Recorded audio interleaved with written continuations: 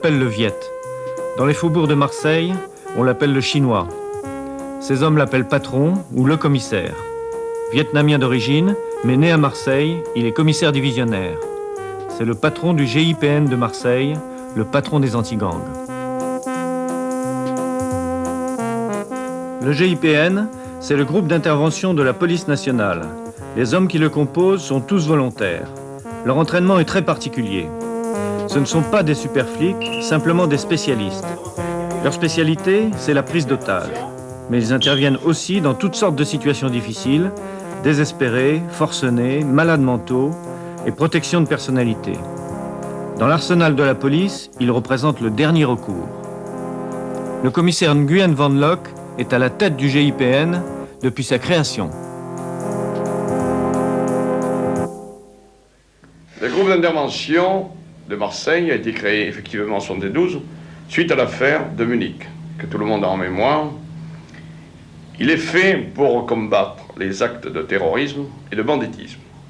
Donc, d'une manière générale, le groupe a été créé pour neutraliser des individus armés, des terroristes armés, avec des techniques qui nous sont propres, avec un entraînement qui a été adapté aux formes de neutralisation très aiguë que nécessite l'adversaire en face de nous. Je dispose d'un groupe relativement réduit, mais disons que vaut mieux la qualité à la quantité.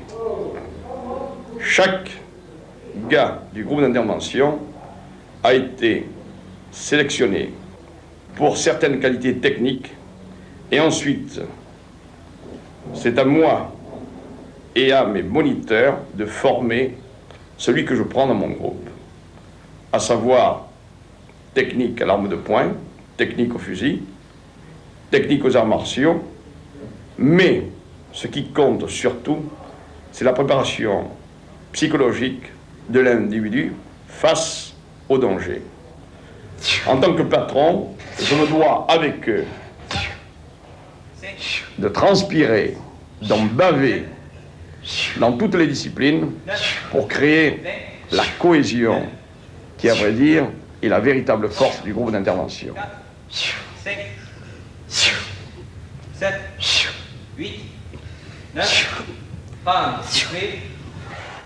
Il me faut des gars efficaces. J'aime faire passer le courant entre moi et mes gars, leur expliquer. Et moi, à l'heure actuelle, interroger les policiers un peu dans Marseille, le gardien de la paix. Ils rêvent tous de venir dans mon groupe. J'ai des centaines de demandes.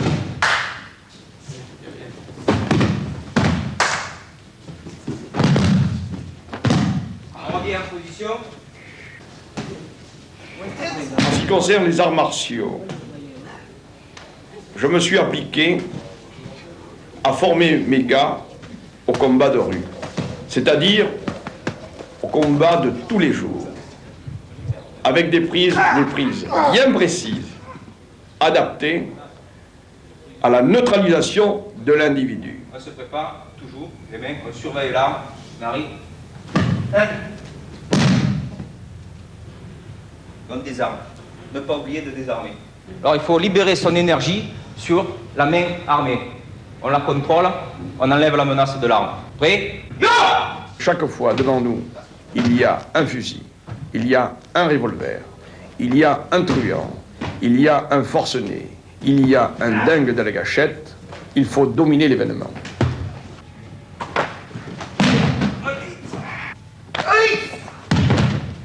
Est-ce que vous aimez votre métier?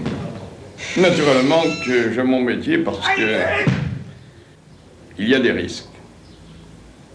Et quand on aime prendre des risques, c'est qu'on aime son métier.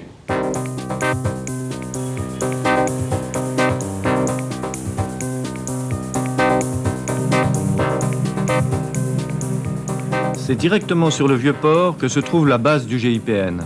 Plus exactement dans le Bas-Fort, à côté de la Légion étrangère. Et c'est sur place que se font certains des entraînements spéciaux, comme ici la descente en rappel.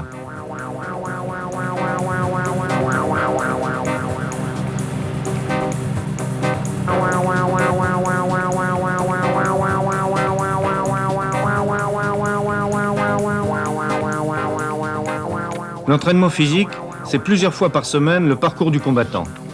Surtout pour entretenir la forme. Car être toujours en forme, c'est indispensable pour eux.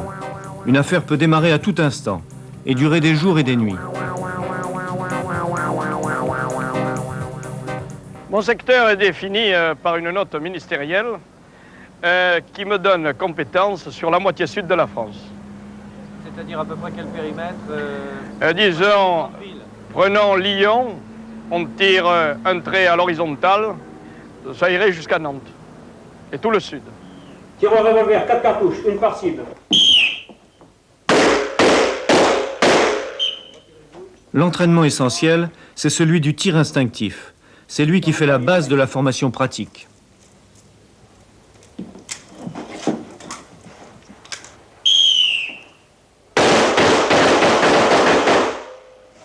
Retirez les douilles. Vérifiez encore. Fermez le barillet.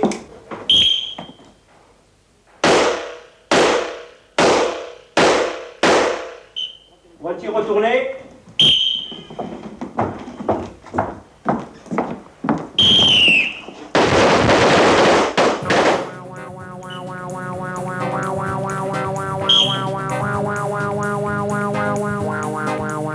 Le tir de précision, c'est encore une autre technique. Ici, la vitesse d'exécution ne compte pas. Ce qu'il faut, c'est toucher.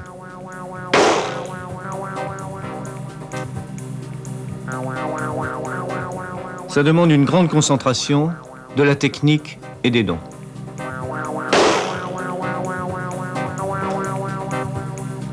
Le professeur de tir du groupe nous fait la démonstration de ce tir de précision dans toutes les positions. Je suis le seul professeur de tir des Bouches-du-Rhône. Et bien sûr, j'ai été appelé au GIPN en 1973 donc pour donner les bases de tir propres à ce GIP pour les diverses interventions. Les fonctionnaires tirent aussi bien de la main droite que de la main gauche. Et ça, c'est très important. Parce que dans ce tir, on demande beaucoup de technique et beaucoup de sang-froid, suivant les interventions que nous devons en faire. Chez nous, il ne suffit pas d'être un bon tireur et de sortir son arme à bout de champ, n'importe comment, n'importe où. Mais le but essentiel, c'est de sortir son arme quand il le faut et là où il le faut. Notre devise, c'est de tirer vite et juste. Avant de venir à Marseille, j'ai formé des moniteurs de tir à Paris. Je faisais bien sûr l'escorte du général de Gaulle, donc des hautes personnalités. Bon, il y a combien de cartouches là, monsieur Caparros? Il y a 30 impacts. Et ils sont tous centrés? Ils sont tous centrés. Nous sommes amenés, tout naturellement, par la technicité et la préparation des gens de mon groupe, à assurer des mesures de sécurité des personnalités, de celles qui sont menacées, d'assurer la sécurité de magistrats dans des procès pour des formes de banditisme aigu qui veut que mon groupe soit là prêt à intervenir. De la prison des Baumettes jusqu'au palais de justice, il aura fallu quelques minutes seulement. Et à chaque fois, l'itinéraire est différent. Même les hommes du groupe l'ignorent.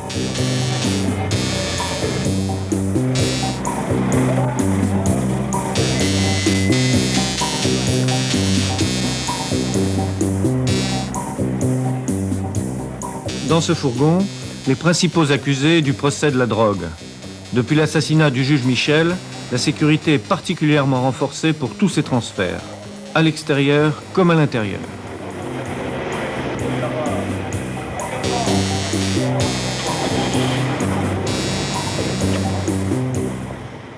Voilà l'ensemble du matériel dont dispose le GIPN. Est-ce que vous pouvez me dire en quoi il consiste? Nous avons ici un fusil à longue portée, c'est-à-dire qu'on peut tirer à 100 et 200 mètres avec une efficacité totale. Entre ce fusil et celui-ci, c'est de dire le tirer de 50 à 100 mètres. Ensuite, nous disposons d'un PM, 3 coups par coup, mais par rafale, surtout par rafale. Bon.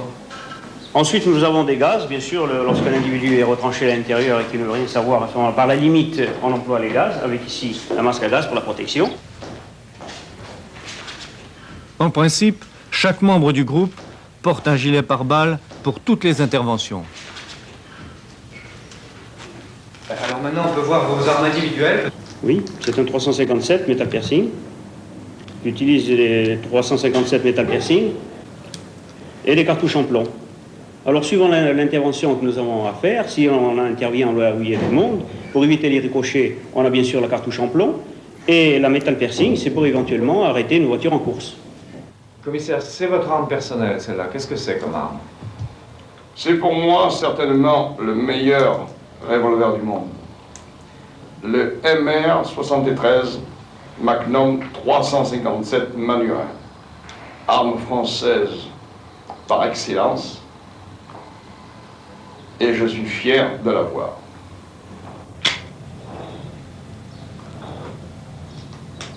Vous avez une arme bien particulière au GIPN. Nous avons une carabine autrichienne Voer montée avec un laser américain. Le laser américain est un laser qui porte un rayon entre 0 et 100 mètres, ce qui fait que le faisceau dirigé sur un éventuel agresseur ne loupe jamais sa cible.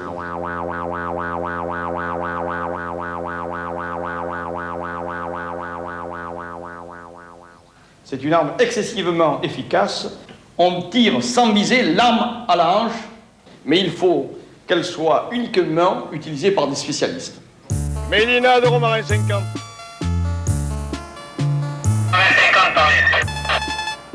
Autorité GIPN sera rue des Accoules. Terminé. En fait, si le commissaire est aussi à l'aise à Marseille, c'est qu'il y est né et qu'il y a passé toute sa jeunesse.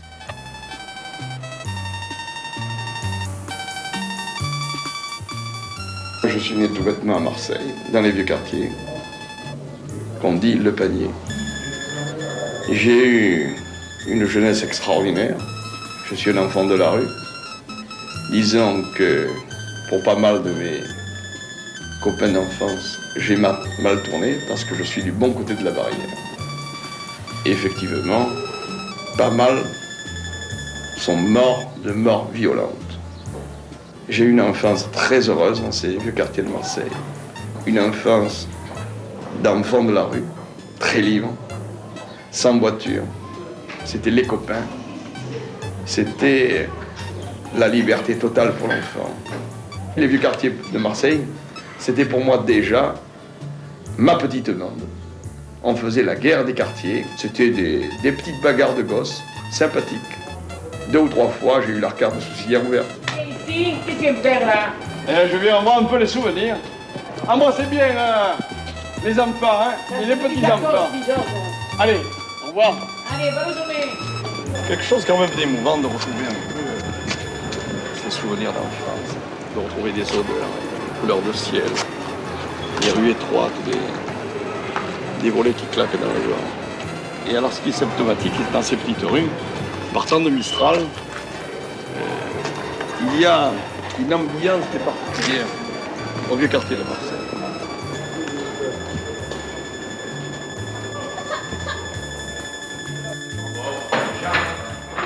Nous nous trouvons au PC du groupe quand la radio nous apprend qu'une prise d'otage vient d'avoir lieu à Marseille.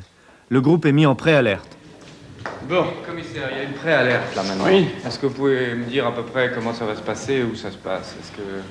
Ben écoutez, je vais avoir le PC radio, on va me donner les informations, et ensuite je communiquerai ça à mes gars. Justement, j'avais eu un coup de fil, moi, à midi. Oui. Ouais, un gars qui est enfermé au 4e étage de la rue Paradis, c'est M. Moulin, l'OPJ du 1er arrondissement, qui m'a téléphoné. C'est le 4711. C'est eux qui sont concernés sur cette affaire. Monsieur Nguyen, bon, dites voir, mon équipe est en préalerte là. J'aimerais que vous me donniez des renseignements sur cette préalerte. Voilà, ça se passe, vous m'avez dit, au 39 rue Paradis. Est-ce qu'il y a un ascenseur? Est-ce qu'il y a le numéro de téléphone? Écoutez, mettez-vous en rapport avec Messi Radio, mettez-vous en rapport avec votre collègue, et au fur et à mesure, donnez-moi des renseignements précis. Pourriez-vous me faire avoir les plans de l'appartement dans lequel vivent ces gens-là? Parce qu'éventuellement, on fera une action, je dis bien, préventive, pour éviter que ce gars-là attente à ses propres jours. Éventuellement. Hein. Seulement, encore faut-il que je sois prévenu à temps. Bon alors, donnez-moi le maximum de renseignements, montez le gyrophare, Oh, ok, oui, matériel. et embarquez le matériel. Ok.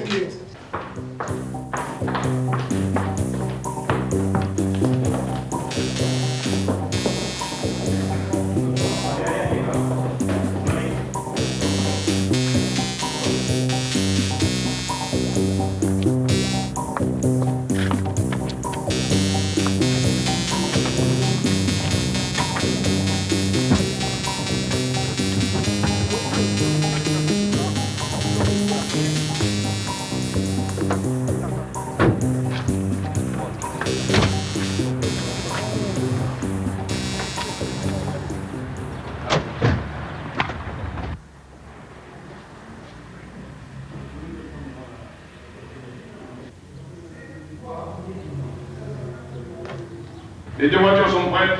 C'est prêt. Le matériel marqué? Bon, messieurs, on va sur un cas de prise otage. Un individu, deux femmes. J'aurai des renseignements plus précis.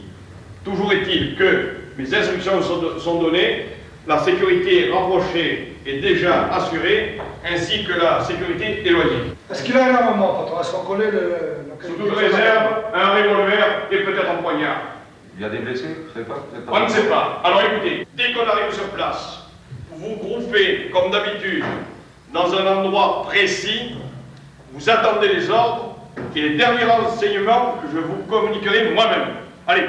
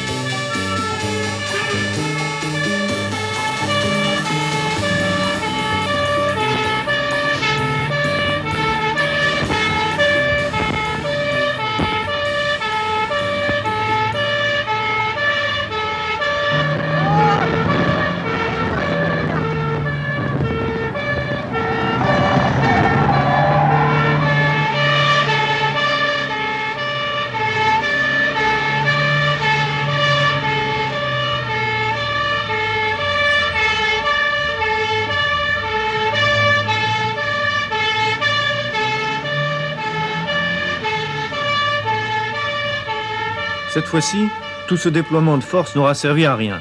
L'affaire a été résolue juste avant l'arrivée du groupe. Mais ce n'est pas toujours le cas. Quelquefois c'est dramatique, comme à Valence le 10 décembre 1975. Est-ce que vous pouvez me décrire rapidement l'affaire de Valence? En deux mots, un gars condamné à 7 ans de tôle obtient une permission, entre guillemets, pour bonne conduite. Il prend un taxi, il n'a pas d'argent pour le payer, il abat froidement et s'enfuit. Poursuivi par 2 motards pour un feu rouge, il panique, il s'arrête devant un HLM, monte au 3e étage, prend une femme de 62 ans en otage et demande lui aussi une voiture, une rançon et la libération de 2 de ses collègues. Condition inacceptable. Le lendemain, vers 14h15, on avait été obligé de le liquider, une balle entre les 2 yeux à 80 mètres. Je me suis offert en otage. Il a refusé. J'ai dialogué avec lui par téléphone. Ce garçon, vers la fin, m'a dit ceci. Vous avez été régulier avec moi. Si vous trouvez le trou, vous pouvez m'abattre. Il m'a dit Mektoub, et j'ai dit Inch'Allah.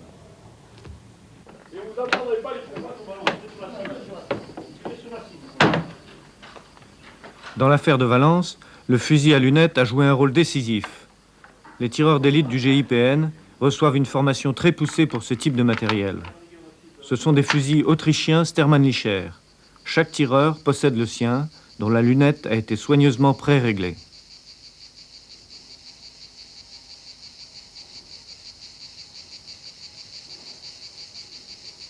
C'est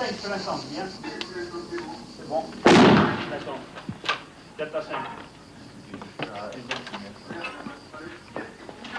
La 3. Sur la 3. Sur la 3. Alors sur la 3, toujours la même chose. Les 3 quarts des 3. Bon, delta plein centre, alors c'est bon, alors. Bon, il faut continuer comme ça, hein. Non, vas-y. Là encore, la concentration et la technique jouent le plus grand rôle. Ici, au pas de tir, ce sont des cibles en carton et des ballons sur lesquels on tire. Dans la réalité, ce sera peut-être un jour la tête d'un homme. Au top, vous devez partir. Ok, d'accord. Vous êtes prêts? Alors, on se prépare, hein. Éjectez, attendez le résultat là, des trois tireurs là, ensemble. Alors le premier, Delta 41. Oui, c'est très bon. Bon, les trois tireurs, introduisez une cartouche. Vous attirez sur les trois ensemble au top sur le ballon supérieur. Le tir synchronisé peut permettre éventuellement à 3 tireurs de faire feu simultanément sur 3 cibles différentes sur un top radio.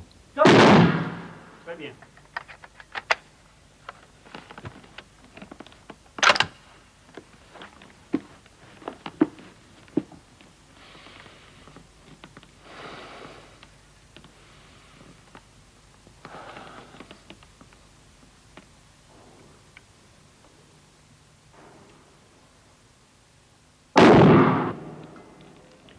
Nous sommes peut-être à l'heure actuelle le seul groupe qui, lors des opérations, emmène toujours avec eux les chiens d'attaque. Pourquoi? Ces chiens d'attaque, premièrement, ont été dressés à travailler malgré les coups de feu. Le chien d'attaque dépiste l'individu dangereux enfermé dans une pièce ou par exemple dans une villa. Mieux qu'un homme. Et le chien d'attaque nous permet à nous de préserver, il faut le dire, notre intégrité physique et d'avoir encore plus d'efficacité parce qu'un chien impressionne toujours l'homme.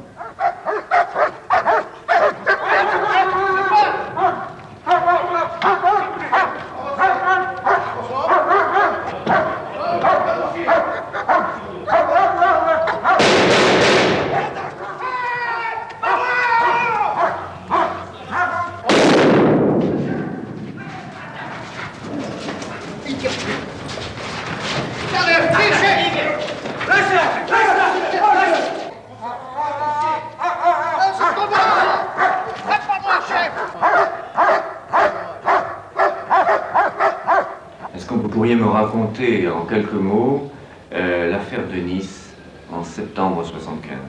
La situation, elle est classique. Un preneur d'otage, 2 employés de la banque pris en otage. Le gars était armé d'un revolver, d'un thermos où il disait avoir mis de la nitroglycérine et une demande de rançon de 6 millions nouveaux. Le preneur d'otage avait demandé 2 policiers parce que prenant 2 policiers en otage, il espérait que les collègues policiers ne tireraient pas. Or là, il a commis une erreur fatale pour lui.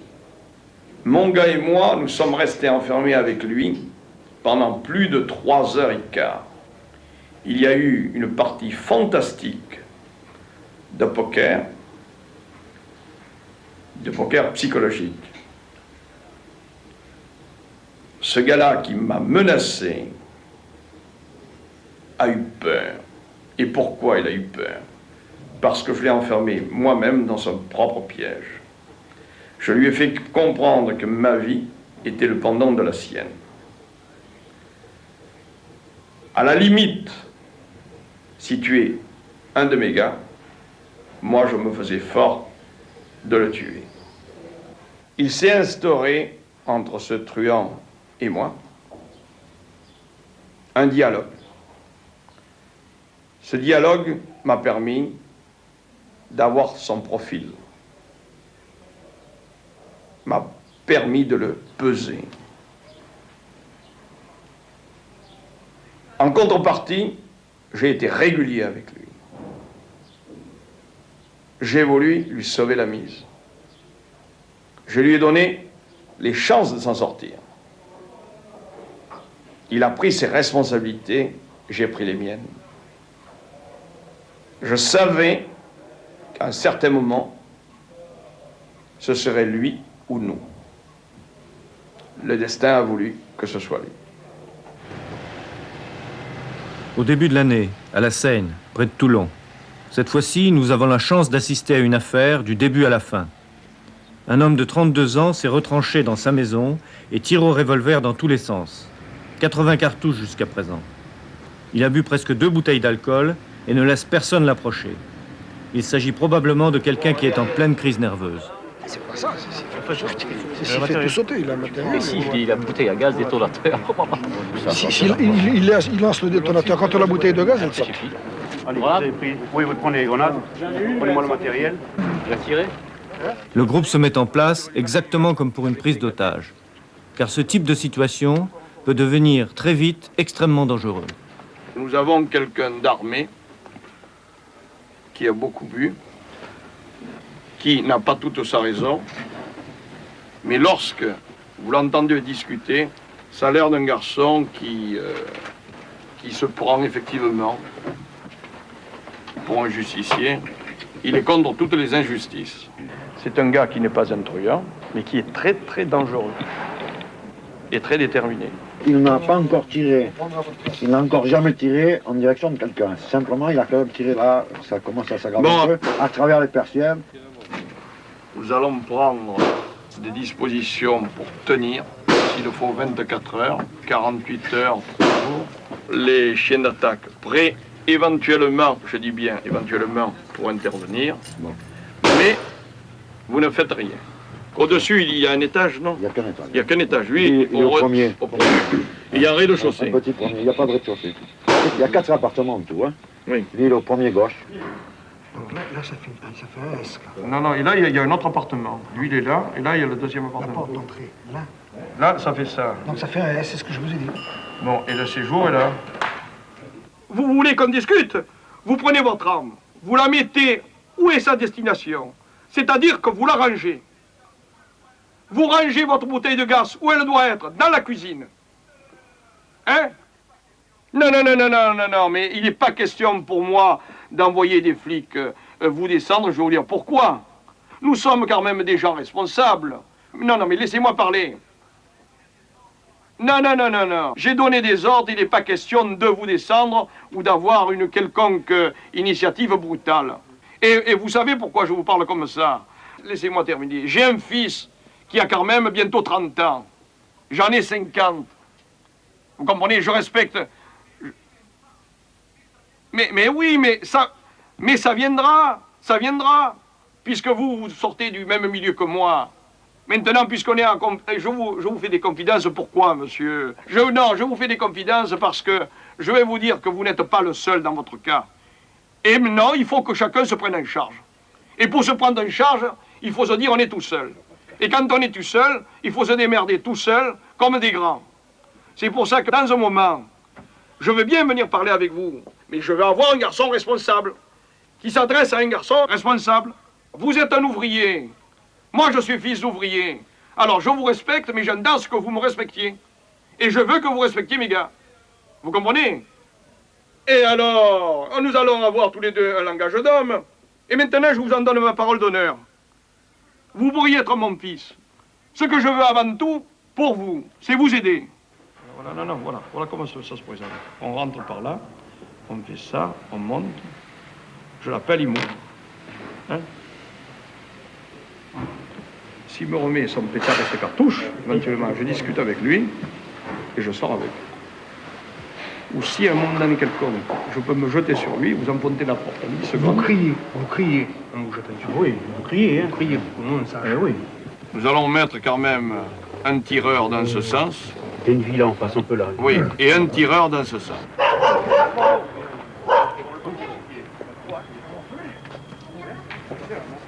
C'est jamais un été, ça.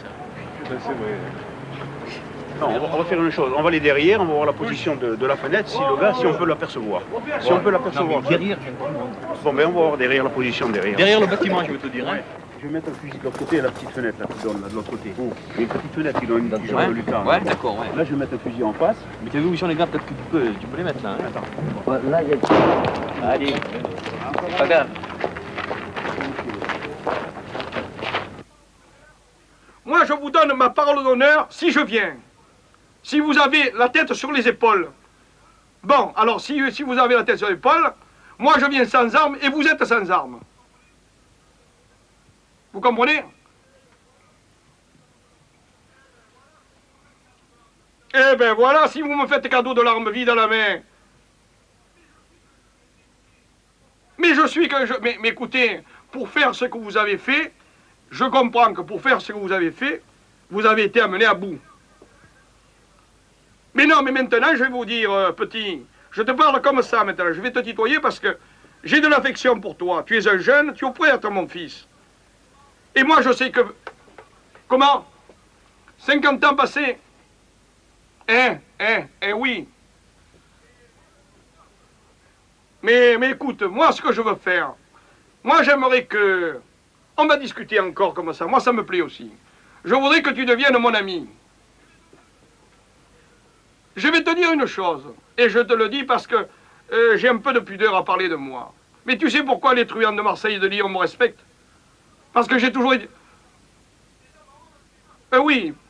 Et dans ma honte, mais parce que je suis un gars régulier. Tu comprends?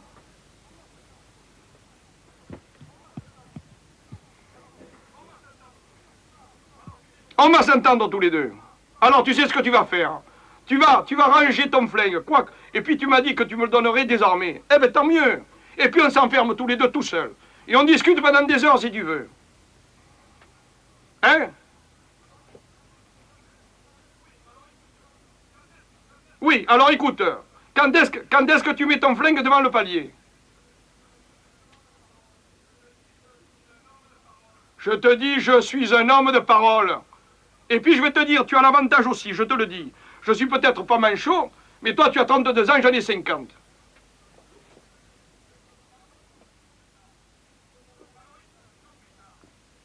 Alors écoute, ton pétard, tu vas le mettre dans 5 minutes devant le palier.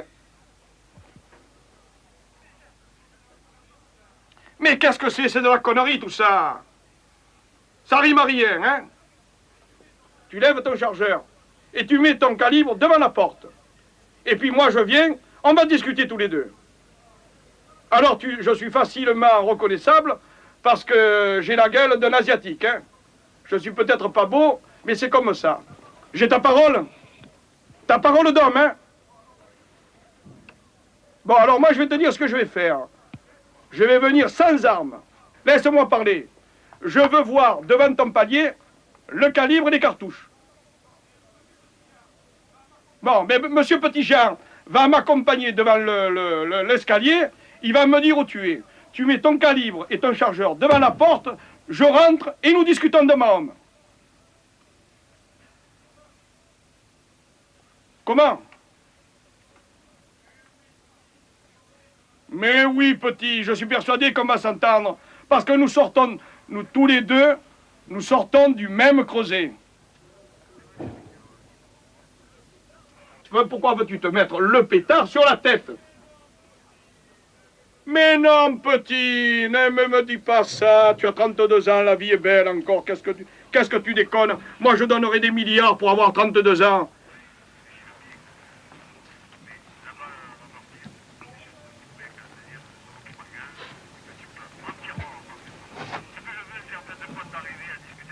Eh ben voilà, on va discuter. Hein, vous faites préparer du café, du sucre, et puis j'irai boire le café avec lui. Alors si je vais lui apporter du café, je discuterai avec.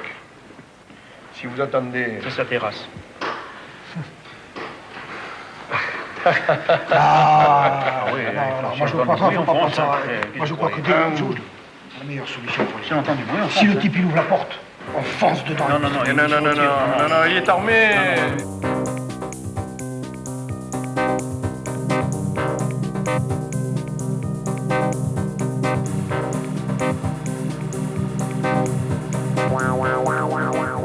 Le dénouement approche. Le brigadier et quelques hommes pénètrent dans la maison et vont se disposer en protection rapprochée.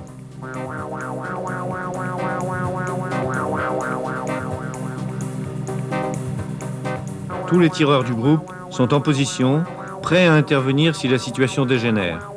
Ils savent néanmoins qu'ils ne doivent tirer qu'en cas de nécessité absolue.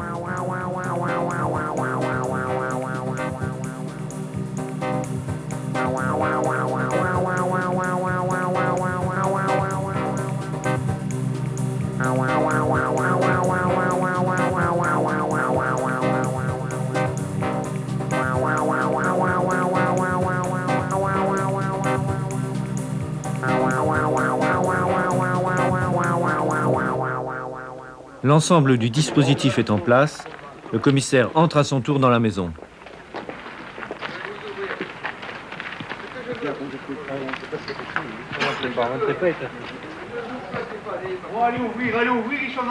Quelques minutes plus tard, il parviendra à prendre le revolver du forcené et à le jeter dehors par le balcon. Les hommes du groupe récupèrent d'abord le revolver. Puis ce sont les cartouches et les détonateurs.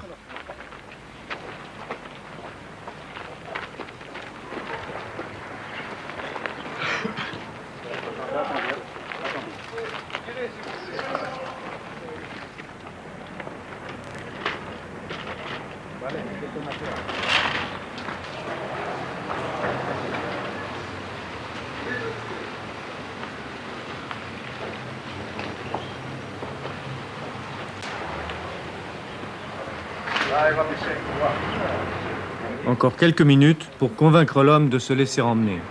C'est fini? C'est fini. Ça y est, là.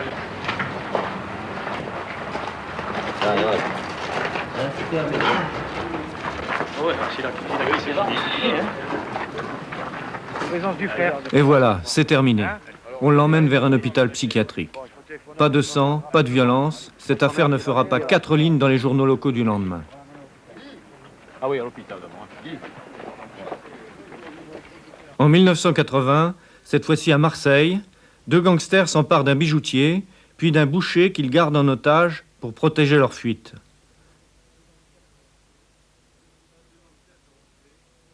Les 2 gangsters seront tués et les 2 otages seront sauvés. Nous les avons retrouvés. Eh bien, il était à peu près 9h30 du matin. 2 gars sont rentrés dans la bijouterie, revolver au poing, m'ont menacé, m'ordonnant de leur donner tous les bijoux possibles. Un est passé, est rentré dans la vitrine, a commencé à rafler les bijoux. L'autre m'a emmené à l'arrière-boutique. À ce moment-là, un coup de feu a claqué et ils se sont affolés. À ce moment-là, ils m'ont pris en otage et nous sommes sortis par le couloir. Et puis ils sont entrés dans la boutique, tout de suite quitté les couteaux, ne bougez plus, voilà. J'ai bien sûr obtempéré, hein. Il n'y avait rien d'autre à faire. Bon, voilà. Vous avez déjà le... Ah, ils tenaient déjà le monsieur Chapelot en otage, et oui. Et ils se sont installés là, à côté de nous, avec le pistolet sur la nuque.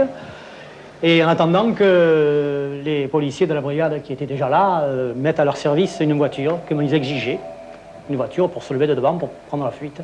Et ils voulaient que je sois leur chauffeur. On agit un peu comme un automate. On n'a pas tellement la réflexion qui intervient. C'est là encore le commissaire qui vient négocier à plusieurs reprises avec les gangsters. Les 2 otages gardent de lui un souvenir extraordinaire. Je l'ai vu plusieurs fois, il venait là sur le seuil de la porte pour demander aux gangsters d'abaisser leurs armes, enfin bref, il essayait de les raisonner, pensant que l'affaire était terminée pour eux et qu'il était préférable pour eux qu'ils s'en remettent, qu'ils se rendent. Et c'est un homme formidable. Lorsque j'étais dans la boucherie et que je le voyais arriver, j'avais l'impression que le sang me remontait en moi. Et vraiment, c'est un gars extraordinaire. C'est certainement grâce à son intervention, aux directives qu'il a prises pour que je suis encore là. Et je trouve qu'ils font un métier extrêmement dangereux. On ne les connaît pas, mais ils font un sacré boulot. Avant que m'arrive cette affaire-là, je disais, mais ils n'ont qu'à tirer, ils n'ont qu'à... Hein? Tant pis. Mais quand on est pris dans le truc, on dit, pourvu qu'ils ne tirent pas. Même si je vis centenaire, j'aurai toujours cette matinée-là à l'esprit. Dans des situations comme ça, on a peur. Est-ce que vous êtes toujours bijoutier? Absolument plus. Je ne veux plus en entendre parler. Non, je me suis recyclé, je suis actuellement magasinier. Je m'occupe d'expédition, de paquets, de courriers. C'était plusieurs agressions pendant la même année? 3 agressions en pas un an.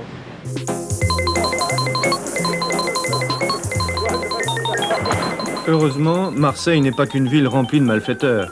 C'est aussi un joli port. Et un port, par définition, c'est au bord de la mer. Et le GIPN a aussi ses moments de détente. C'est la natation et le volley-ball qui sont les sports favoris.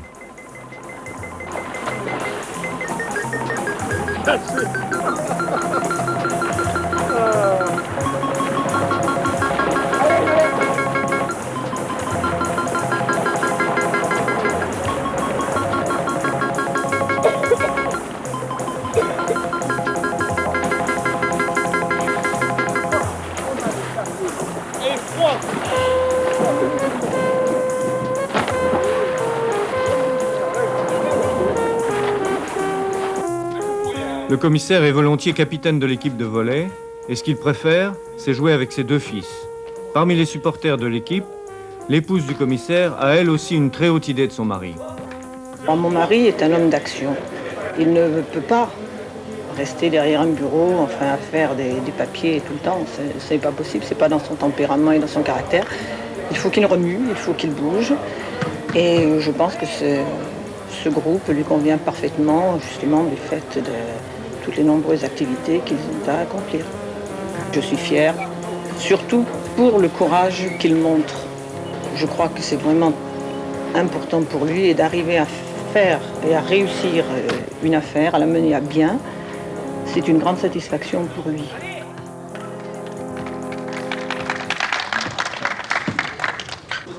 Une autre affaire a failli mal tourner pour le groupe. Elle s'est passée en 82 à Cagnes-sur-Mer. Il y aura 2 blessés dans les hommes du GIPN et le gangster sera abattu. L'affaire de Cagnes-sur-Mer est une affaire encore dramatique et très dure parce que le forcené, avant mon arrivée, avait blessé déjà 2 collègues de Nice. La situation était déjà irréversible et quand je suis arrivé en pleine nuit à Cagnes-sur-Mer, il fallait neutraliser un forcené qui ne voulait à aucun prix se rendre et qui allait vendre chèrement sa peau. J'ai essayé d'ouvrir le placard. C'était un peu dur et au moment où j'ai ouvert le placard, j'ai vu des canons de fusil arriver. Alors j'ai crié canon et j'ai maintenu la porte afin que l'individu qui se trouvait sûrement à l'intérieur ne nous tire pas dessus. Et quand le gars s'est senti prisonnier avec son fusil coincé, le gars fait feu et m'a arraché l'avant-bras. Sur le coup, je me suis écarté, j'ai fait feu et je me suis retiré afin de permettre aux collègues de continuer l'action d'interpellation. C'est là que j'étais donc en couverture pour la pièce du fond, une pension qui s'était logée et qui était une des dernières à visiter. Et donc j'ai fait un saut de côté au moment où il a crié canon et j'ai ouvert le feu. Je me trouvais à environ 3 mètres du gars qui, je distinguais donc la cuvette, il était dans les WC. Voilà. Alors ensuite mon collègue Antoine a tiré de côté également et puis... nous sommes tirés. Vous avez été blessé? J'ai également été blessé à la cuisse, là j'ai reçu 2 projectiles que j'ai toujours, que je conserve.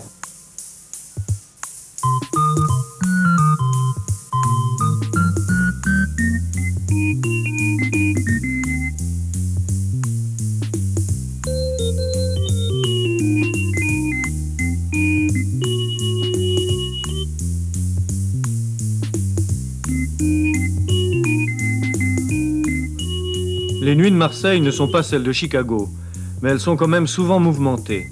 Ce soir, une prostituée algérienne a volé un revolver et refuse de se rendre.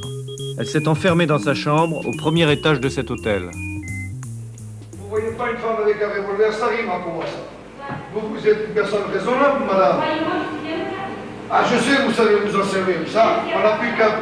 Attention, ça part vite, ces trucs-là. Hein.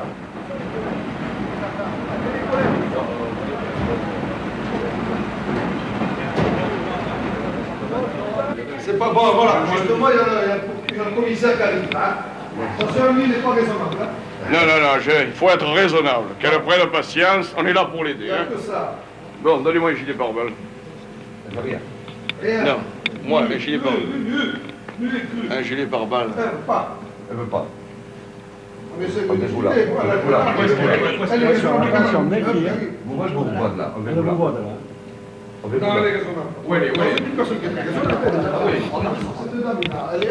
Ah, bonjour madame. Voilà, je viens vous aider, madame. Je suis le commissaire. Je viens vous aider. Hein? Je ne suis pas là pour venir vous faire du mal. Hein? Déposez votre arme, vous restez là, vous ne bougez pas. Je viens avec vous et je parle, c'est tout. Relevez-vous de là. Madame, est-ce que vous voulez m'écouter? Bon. Vous êtes une honnête femme. Hein? Je viens pour vous aider. Quelle personne vous avez demandé, madame? Qui ça? Ah bon, ben alors je vais aller chercher le docteur et il va discuter avec vous. Seulement ce qu'il faut, madame, si vous voulez que le docteur vienne vous voir, je vais aller le chercher, mais il faut que vous nous donniez votre revolver. Bon, écoutez, madame, je vais aller chercher le docteur Jourdain, je vais discuter avec, et après, nous reprendrons la conversation. Allez. Oui, madame. Pardon? T'as bien le commissaire. Déjà, vous n'étiez pas avec ça. Le revue, pas vous opposer. L'emmener ici pour qu'il discute du bas d'escalier. Il ne veut pas venir. On l'a envoyé chercher au tout, il ne veut pas venir. Il a dit qu'elle était trop dangereuse, qu'elle risquait d'être droguée, il ne veut pas venir.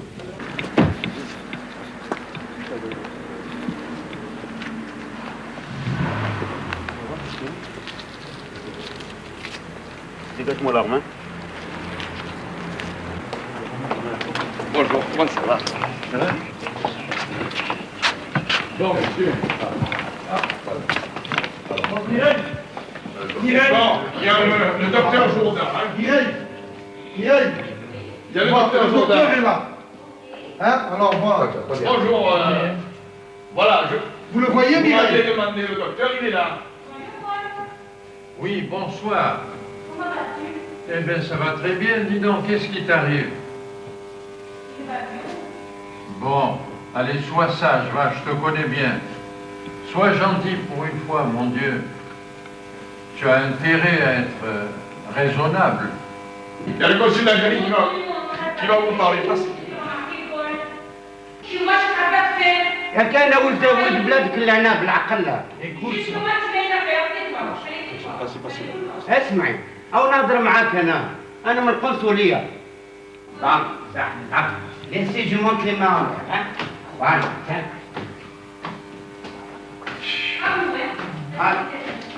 Pointe des larmes vers le ciel, madame. Mais mets tes larmes vers le ciel. Un coup, il peut partir.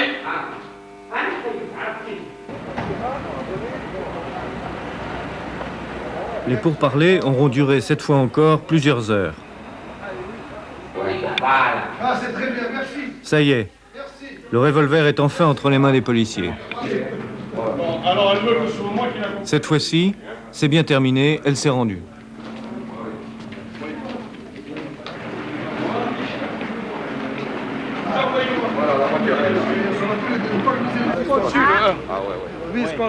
C'est le vice-consul d'Algérie qui aura cette fois réussi l'ultime négociation. Allez, poussez-vous. Laissez-moi passer là-bas, allez. Allez, montez. Allez, montez, montez. Allez, ok, c'est bon. Nous exerçons un métier très difficile. La police n'a pas droit à la bavure. Donc, il ne faut jamais se tromper. Nos actions sont en pari. On le joue. À la limite, il y a la mort. Il faut gagner. Est-ce que vous avez peur de la mort? Avec mon métier, disons que la mort est une sorte de fiancé insaisissable qui s'approche et qui s'éloigne. J'ai en moi un certain fatalisme. J'ai été menacé de mort plusieurs fois. Il ne faut jamais oublier, le temps demeure, les hommes passent. Moi, il y a un mot extraordinaire que Aragon cite. Appelons l'art, mon amour, d'aimer sans espérance.